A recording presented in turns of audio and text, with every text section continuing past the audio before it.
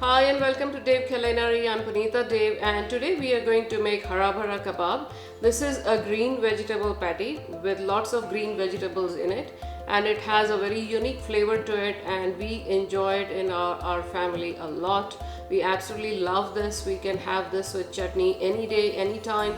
So let's jump right in and make Harabhara Kebab.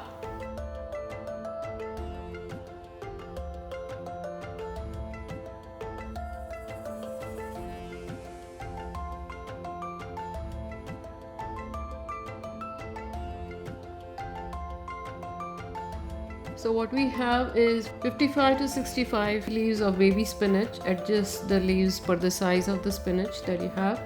1/3 cup of chopped green beans, a 1/4 cup of grated paneer, 1 large boiled potato, about 2 to 3 small potatoes, a 1/4 cup of chickpea flour or besan, will use it as needed for binding, half a cup of peas, 1 teaspoon of ginger paste, 1 teaspoon of chili paste, 1 to 2 teaspoons of lime juice, 1 to 2 tablespoons of chopped mint leaves, a 1/4 cup of finely chopped cilantro, half a teaspoon of cumin powder, half a teaspoon of salt only if needed, half a teaspoon of black salt, half teaspoon of garam masala, 1 teaspoon of chaat masala, a pinch of asafetida, that's optional, a 1/4 cup of bread crumbs, and we'll use them as needed for binding, 12 to 15 cashews for garnishing, half a cup of oil for shallow frying, and half a cup of green yogurt chutney for serving. Those are the ingredients. Let's get going with making our Harabhara Kebab. Okay, so I brought a pot of water to boil, and to that first I'm going to add my peas. Let it boil for a minute or two, and then I'm going to add my green beans. My peas were frozen, so that's why I let them boil first. After another minute or two, after peas and green beans have been blanched, I'm going to add my spinach, all the leaves in it, and let the water come to a boil.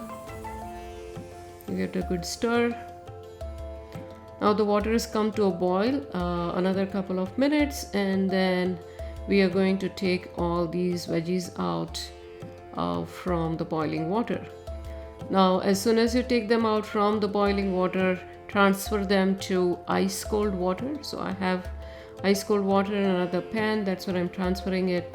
If you do this, the leaves and the beans and peas will retain its green color, otherwise they tend to lose it. After they've cooled down a little, we are going to drain out all the water from the spinach and get it moved to a blender. We'll drain all the water out from peas and green beans. Add our ginger and chili paste and blend everything together. Now remember, you're not trying to create a puree, you are trying to create a coarse mix. So don't blend it on high speed, on slow speed, on low speed, or just pulse it till you get a good consistency for making your dough. So this needs a little more pulsing.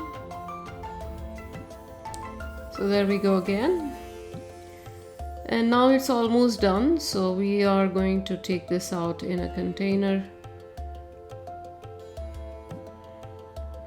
I've taken a flat container here to mix everything together.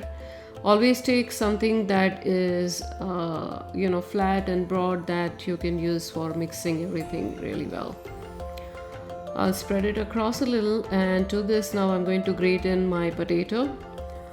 If you grate in the potato, then you'll make sure there is an even texture to your mix. You'll add paneer, cilantro, mint leaves, lime juice, cumin powder, chaat masala, pav bhaji masala, all the masalas, and salt and everything that we took.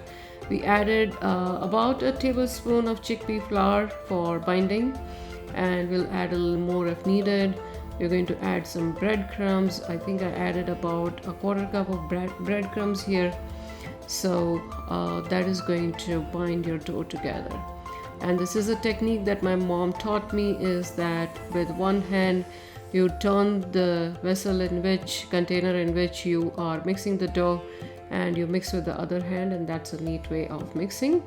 We are now going to roll in the patties or the tikkis or the kebabs, And for that we are going to grease our hand with oil, and then we are going to roll in the kebabs. With this recipe you're going to make about 25 to 28 small size kebabs. If you are making large patties, then you might end up with anywhere between 5 to 10 patties depending on the size. We are going to top off each of the kebab, garnish it with a cashew, half slice of the cashew, and then we are going to shallow fry it. You want to make sure it's fried on both the sides. Now you might see a lot of oil here, but the kebab itself is not going to absorb any oil. So it's a very healthy kebab that you can make. And as you can see, it looks really green. It's called Harabhara, means it's green and all greens, and you can see it still looks green. Now a lot of people fry till it turns black, but that doesn't taste so good if you're having kebab just by itself. So look at that greenness that has been preserved. That's how we like our kebab. And you can have it with green yogurt chutney, which is our favorite to go with the Harabhara kebab. So there's our green yogurt chutney. We absolutely love this. It's a great meal. We can have it anytime for a snack, for a proper meal. We just love it. I hope you make it and you also enjoy it as much as we do.